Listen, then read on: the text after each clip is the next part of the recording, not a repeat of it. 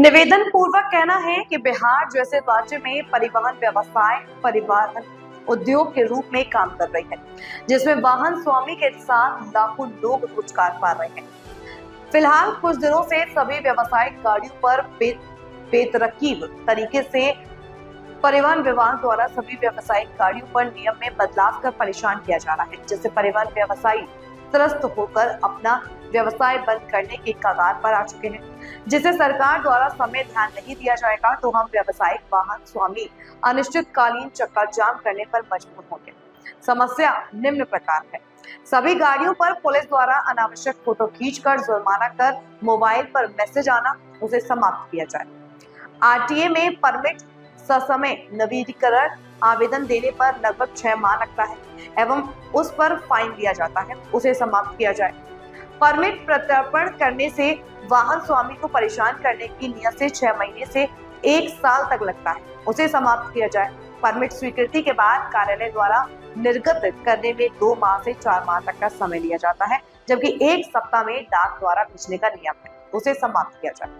बहुत से गाड़ी रोड में परिचालन नहीं करने पर भी जुर्माने के मैसेज आ जाता है, उसे समाप्त किया जाए। स्कूल बस में निजी वाहन स्वामी को संपूर्ण बिहार स्कूल परमिट निर्गत करने की व्यवस्था की जाए, ताकि निजी वाहन स्वामी भी गाड़ी खरीद कर व्यवसाय करें।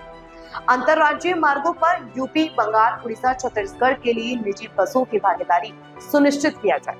व्यवसायिक वाहन पर जुर्माना पहले भी होता था, उसके लिए मजिस्ट्रेट द्वारा कोर्ट में निष्पादन हो रहा था, परंतु अभी जुर्माना होने पर न्यायालय में अपील हेतु कोर्ट की व्यवस्था नहीं होने से वाहन स्वामी को परेशानी के साथ अधिक रुपया लगता है। क्या मुद्दे को लेकर के आज आप सरकार की जो नीतियां थी पूर्व में, उन नीतियों पर सरकार सही ढंग से काम नहीं करवा पा रही है अधिकारियों से। प्राधिकार, परिवहन प्राधिकारों में जो पहले पब्लिक की सुनवाई करने के लिए प्रतिनिधि नियुक्त होते थे, जो राजनीतिक रूप से जुड़े होते थे, जो जनता की बातों को वहाँ रखते थे प्राधिकारों में, उन नीतियों को भी अनुपालन नहीं किया जा रहा है, जिससे संवादहीनता की स्थिति बनती चली जा रही है। इसके कारण से सभी बस मालिक इस बात पर सहमत हुए हैं कि जिस तरीके के अभी जो कार्रवाई चल रही है, वो नीति जो लालू प्रसाद के टाइम में नीति अपनाई गई थी, 2002 में हम लोगों ने 49 दिनों का स्ट्राइक किया था और हमने उस जीत को हासिल किया था। वो इसी नीति ही होने के कारण ऐसा प्रतीत होता है कि नीतीश जी की शासन में भी इसी नीति को अपना करके किया जा रहा है कि जो ट्रांसपोर्टर हैं वो सारे परेशान और अपने आप को ठगा हुआ महसूस कर रहे हैं, और नया जनरेशन इस व्यवसाय से जुड़ना नहीं चाह रहा है, क्योंकि काफ़ी तरह से शोषण हो रहा है, चाहे वो ई चालान के माध्यम से हो, फोटोग्राफी करके यातायात पुलिस तंग कर रही हो। ऐसी स्थिति में ट्रांसपोर्टर अब विवश हो रहे हैं कि हम लोग चक्का जाम करेंगे। अगर हम लोग की सुनवाई अगर 25 तारीख के पहले तक नहीं होती है तो हम लोग 25 तारीख को चक्का जाम करने का निर्णय ले रहे हैं। क्या कुछ कहिएगा इस आज की जो बैठक है, पहले भी आप लोगों ने बैठक किया था सरकार कोर्ट की 25 तारीख के बाद क्या? देखिए, सर्वप्रथम आपके चैनल के माध्यम से दर्शकों एवं सरकार को दोनों को मैं धन्यवाद देना चाहता हूं। और सरकार से हम लोग हार्ट किडनी नहीं मांगते हैं, सरकार से रोजी रोटी जीने का साधन मांगते हैं कि हमको जीने दिया जाए। सरकार से या किसी भी पदाधिकारी से हमारा कोई भी मोटर व्यवसायी न खून मांगता है, न हार्ट मांगता है, न किडनी मांगता है। हाथ जोड़ के यही कहता है कि भैया हमको जीने दीजिए और हमारा रोजी रोटी को चलने दीजिए। आजकल चलने का साधन बहुत आराम हो गया, हर तरफ रोड आपका तो आराम हो गया। पहले सर रोड आराम हो गया, आप घर से निकलते हैं, आप लोग खुद संवाददाता हैं, पत्रकार हैं, आप लोग घर से निकलते हैं तो यातायात पुलिस का काम क्या होता है कि रोड क्लियर रखे, कोई अतिक्रमण ना हो। लेकिन यहाँ तो साहब कैमरा लेकर के शूटिंग हो रहा है, कोई आम जनता हो, व्यवसाय हो, यहाँ तो शूटिंग हो रहा है, यहाँ नंबर प्लेट देखा जाता है, अपराधी को नहीं देखा जाता है।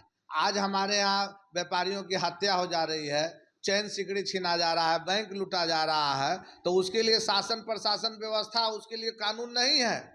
लेकिन आप गाड़ी लेके चल रहे हैं तो आपने जो है कि आपका नंबर प्लेट इंडी नंबर प्लेट क्यों नहीं है, तो आप किनारे लगा दीजिए, आप बहुत बड़ा अपराधी हो गए। चलिए साहब से मिलिए, चलिए साहब से मिलिए। मतलब किसी भी ना आम आदमी का ना ट्रांसपोर्टर का, ना किसी का इज्जत प्रतिष्ठा मर्यादा कोई नहीं है। यहाँ टारगेट फिक्स किया गया है, टारगेट दिया गया है हर सिपाही को, हर थाना वाले को, हर यातायात को। आपका क्या मांग है, किस लिए आज तक? हमारा मांग है कि भाई व्यवस्था को सुदृढ़ किया जाए। हम लोगों से जब कर लिया क्या जाता, व्यवस्था चाहते हैं? क्या हम लोग व्यवस्था यह चाहते हैं कि जिस प्रकार आप सख्ती से मापदंड बनाए हुए हैं कि अभी टैक्स आज नहीं जमा हुआ तो 200% का जुर्माना लेंगे, तो हम भी तो आपको पैसा देते हैं, कागज देते हैं, तो मेरा काम भी तो आप समय से कीजिए। आज हम लोग कर्जा लेकर के गाड़ी खरीदते हैं, अपना पत्नी का गहना बंधी रख के गाड़ी छोड़ाते हैं, और उसके बाद जो है से कि रोड पर जब गाड़ी आती है, इतना 10 लोगों को रोजगार देता है एक व्यवसायिक वाहन, और आज उसकी स्थिति क्या है? आज हम लोग जो है ना कि हम लोग को ललायित रहते हैं, समय से हम लोग कोई काम नहीं कर पाते हैं। जब से कोरोना आया, बस स्टैंड शिफ्ट कर दिया गया, हमारे यहाँ कोई व्यवस्था नाम की चीज़ नहीं है। आप सरकारी विभाग में चले जाइए, हम लोग अगर टैक्स नहीं दिए समय से तो तुरंत जो है कि 200% पेनाल्टी, लेकिन अगर हमने सब कागज और फीस जमा कर दिया तो उसकी कोई समय सीमा नहीं है कि काम कब होगा नहीं होगा। चाहे वो ड्राइविंग लाइसेंस का मामला हो, गाड़ी के निबंधन का मामला हो, परमिट का मामला हो, प्रतिहस्ताक्षर का मामला हो, या किसी भी काम के लिए यहाँ हमारे विभाग के जो है ना कार्यालय कर्मी कहते हैं कि जल में रह के मगर से बैर। अब बताइए कि व्यवसाय को, उसके प्रतिनिधि को धमकी दिया जाता है। पूरे बिहार में आप चले जाइए, आप पटना के बस पड़ाव के सामने से गुजरिए तो कोई आपसे पैसा नहीं लेगा। हम अगर किसी होटल में किसी परिसर में जाकर उसके सुविधा का लाभ लेंगे तभी ना हमसे पैसा लेगा। लेकिन बिहार में आप कहीं भी चले जाइए तो गाड़ी उधर से गुजर रही है महुआ से, तो महुआ वाला पैसा ले लेगा। लालगंज से गुजरा तो लालगंज वाला पैसा ले लेगा। जमुई से गुजरा, अरे क्या है सर, मतलब यात्री से हम लोग अगर बस में बैठा लिए यात्री को तो उसे बार बार पैसा मांग सकते हैं?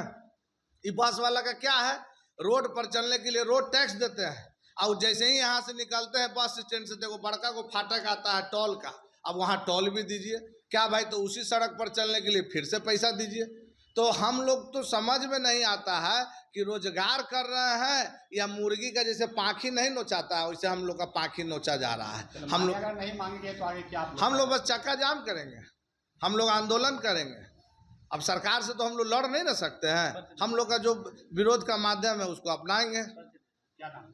जी मेरा नाम चंदन सिंह है, अब बिहार मोटर ट्रांसपोर्ट फेडरेशन को मैं देखता हूँ। सर, आज जिस तरह से बैठक रखी गई है, क्या कुछ कहेंगे, क्या नाराजगी है सरकार से? सर हमारी नाराज़गी नहीं है, हमारी मांग है। नाराज़गी तो पहली ये है कि सरकार हमारे साथ दोयम स्तर का व्यवहार कर रही है, सौतेला बर्ताव कर रही है कि आम ट्रांसपोर्टर और निगम के ट्रांसपोर्टर को दो निगाह से देखा जा रहा है। पहली नाराज़गी ये है। दूसरी है कि हमारे ऊपर में झूठा चालान, झूठा जुर्माना और नाजायज़ तरीके से जो गाड़ी चल नहीं रहे, मान लीजिए कि गैरेज में है, किसी पुराने जमाने का फ़ोटो खींच के उस पे भी जुर्माना कर दिया जा रहा है। तो ये पूरा प्रशासन ही सरकार के साथ मिलके हम लोग के खिलाफ एक माहौल बनाना चाह रही है कि हम लोग बंद कर दें। हम उसके लिए भी तैयार हैं, हम बंद कर देंगे, परंतु सरकार क्या तैयार है उतनी नई बसों को तुरंत आपूर्ति करके और पब्लिक के ट्रांसपोर्ट को, पब्लिक के सुविधा को कायम रखे? वह तो अब बाहर से कमीशन पे गाड़ियां चलवा रही है, अपनी गाड़ी खरीदने में तो खुद सक्षम हो नहीं रही है। सौतेला बर्ताव है, बहुत सारी मांगे हैं। बताया कि डिप्टी सीएम से मिलने के बावजूद भी हम लोग की समस्या का निदान नहीं हो सके। मिले थे, हम लोग मिले थे, हाँ। नहीं हुआ, तो इसीलिए तो फिर हड़ताल की बात कब आती है? जब हमारी मांग नहीं मानी जाती है, जायज़ मांग नहीं मानी जाती है। नाजायज़ पे कोई हड़ताल नहीं करता है, और सरकार सबको देने के लिए तत्पर है, फिर ट्रांसपोर्टर ही क्यों, ट्रांसपोर्टर से क्यों वो नाराज़ हैं? इसका प्रतिकार हम लोग करना चाह रहे हैं। चलिए, आज क्या निर्णय लेंगे, क्या आगे? आज का निर्णय हुआ है कि हम लोग 3 आदमी की कमेटी बना दिए हैं, और ये तीनों आदमी हमारे तरफ से एजेंडा तैयार मोटा मोटी हो गया है और तैयारी फाइनल करेंगे।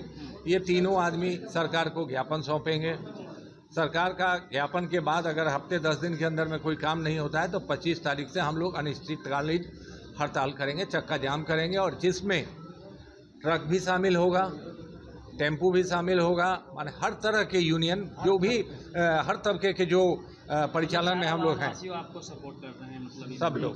चलिए, परिचय दे दीजिए सर। मेरा नाम अमरनाथ पांडे है और मैं अमरज्योति कैरियर्स के नाम से और ट्रेवल्स के नाम से फ्लीट चलाता हूँ। फेडरेशन के मुख्य संरक्षक है,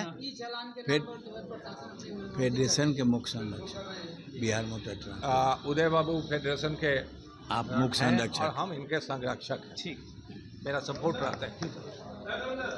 लेके आप लोग चक्का जाम करने का देखिए, यहाँ मेन कारणों का कारण ये है, जो आज बैठक है ये महत्वपूर्ण बैठक है। आपको बता दें कि ये परिवहन क्षेत्र से जुड़े लोगों की बैठक है और इस देश को चलाने वाला परिवहन है।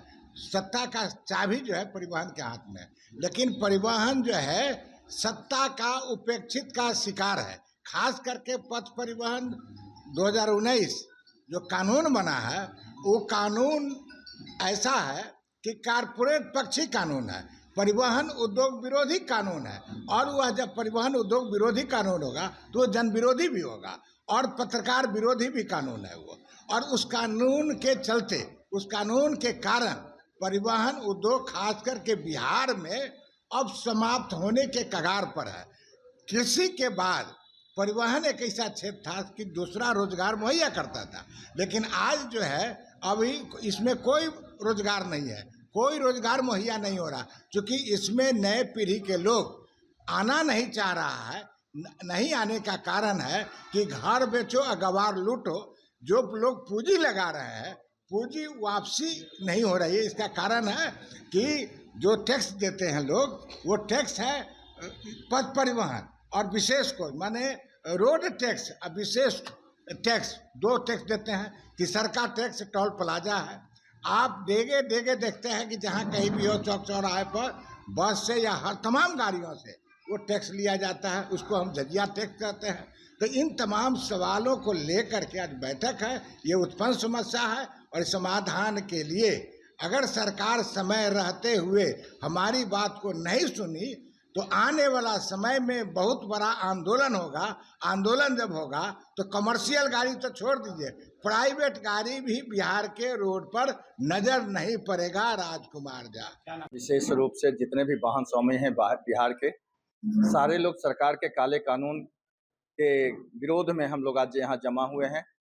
सरकार की जो नीति है वह एक शोषण नीति है।